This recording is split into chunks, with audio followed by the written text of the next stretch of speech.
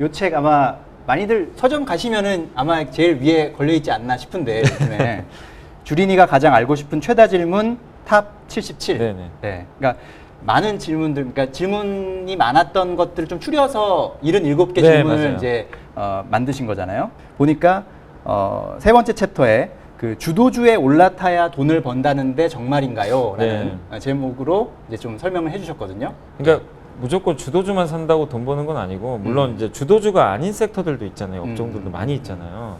그런 거를 해도 돈을 벌 수는 있죠, 당연히. 네. 근데 이제 대부분의 투자분들, 그러니까 수익을 크게 내기 위해서 주도주에 올라타야 됩니다. 왜냐하면 그건 역사가 증명을 하니까. 그러니까 예를 들면 그 2005년도 이 책에도 나와 있는데 2005년도하고 2007년도에 네. 그때 그 중국이 투자를 많이 하면서 우리나라 조선주들이 아마 기억하실 거예요. 10배씩 올라간 경우가 있었어요. 그때 이제 우리 한국 증시가 처음으로 2,000 넘을 때고. 네. 근데 그때 되게 재밌는 현상이 뭐냐면 현대미포조선이 10배 올라가는데 그럼 여러분들이 지수가 급등할 때 지금은 상상을 못 하시겠지만 삼성전자 주가가 안 올라갔어요.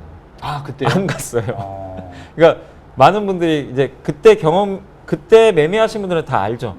그때 주도주는 조선주를 비롯한 뭐 화학, 철강 같은 경기 민감주였어요. 근데 당시에 IT는 완전히 소외주였어요. IT 사이클 자체가 가질 못했어요. 그때 반도체 경기도 되게 불안할 때고 막 적자도 나고. 네. 그러다 보니까 지금이야 상상 못 하시겠지만 삼성전자가 어떻게 지수가 2천 가는데 안 갔지? 그럴 수 있는데 그때마다 사이클마다 그 주도주들이 다 다르거든요. 근데 그것들을 여러분들이 좀 공부를 통해서 거기에 반드시 올라타셔야 돼요. 그러니까 내가 현대미포조선에 투자하신 분하고 삼성전자에 투자하신 분은 수익률 교차가 어마어마하게 벌어지는 거죠. 삼성전자가 아마 제 기억으로는 주가 20%밖에 못 올라갔던 걸로 기억해요. 네. 지수가 2천 가는데. 근데 현대미포가 1000% 가는 동안. 그러니까 이게 상상이 안 가시죠. 그러니까 그만큼 주도주에 반드시 올라타셔야 되고 그 다음에 차화정 장세가 펼쳐졌죠. 2009년부터 11년도에. 그때 뭐 기아차가 뭐 거의 한 7, 8배 또 올랐었고 그때 당시에 화학, 뭐 정유주 되게 많이 갔었고 그 후로 2014년, 15년도에 뭐 화장품 회사다. 아모레퍼시픽이 한 5배인가 이상 간 걸로 기억나고 그때 아마 정부가 규제를 완화해가지고 건자재 회사들이 되게 좋았어요. 한샘 주가가 또 어마어마하게 갔었고 그리고 그 후로 이제 2017년도, 18년도에 드디어 삼성의 시대가 온 거죠. 그때 그 반도체 D램 영업이익률이 무려 70%. 네. 제조업체가 70%라는 게 상상이 안 가잖아요. 말이 안 되죠, 사실. 말이 안 되는데 네. 진짜 그랬어요. 그러다 보니까 그때 삼성전자 혼자 갔죠, 그땐 또. 그리고 이제 작년에 기억하신 BBI즈 아시죠? 배터리, 네. 바이오, 인터넷 게임. 그러니까 항상 요소마다 강세장일 때 주도주도 있고 약세장일 때도 주도주가 나와요. 아까 말씀드린 그 한샘이나 아모레퍼시픽 같은 화장품이나 건자재는 시장이 안 좋을 때였어요. 안 좋은데도 주가가 엄청나게 갔었고 또 하나 생각나는 게 KMW 아시죠? 5G 네, 장비죠. 네. 그때 2018년도, 19년도에 그 국내 증시가 2년 동안 안 좋았어요. 미중 무역 분쟁 때문에. 근데 KMW는 무려 8배 올랐잖아요. 그때 당시에 압도적 주도주였죠. 그러니까 이 말씀을 왜 드리냐면 매년 주도주가 나와요. 뭐 이게 2, 3년 가는 주도주가 있고 1년 반짝 가는 게 있는데 여러분들이 그런 주도주를 잘 포착만 하시면 진짜 엄청난 그 주가 수익률을 향유를 하면서 계좌 수익률이 올라가거든요. 그러니까 반드시 그런 것들을 발굴을 하셔야 되고 그러니까 앞으로 또 어떤 주도주가 나올지는 지금 우리가 모르잖아요. 네. 근데 작년엔 BBI였는데 올해로 또 이렇게 들어와서 보니까 되게 또 그러니까 주도주 찾는 게 어렵진 않아요. 여러분들이 그냥 생각하는 거 그냥 그대로인데 최근에 가장 이제 핫한 게 애플카 아시죠? 네. 그래서 갑자기 자동차 전장 부품 회사들이 네. 작년엔 별 볼 일 없었거든요. 갑자기 급부상하는 거야. 그러니까 애플까지 이 시장이 뛰어드는 거다, 자동차. 그럼 사람들의 인식이 바뀌어요. 그러면 이쪽 시장이 커지는데 뭐 아시겠지만 애플카 아직 나오지도 않았거든요. 그쵸. 얘기만 하는데도 이렇게 들썩여요.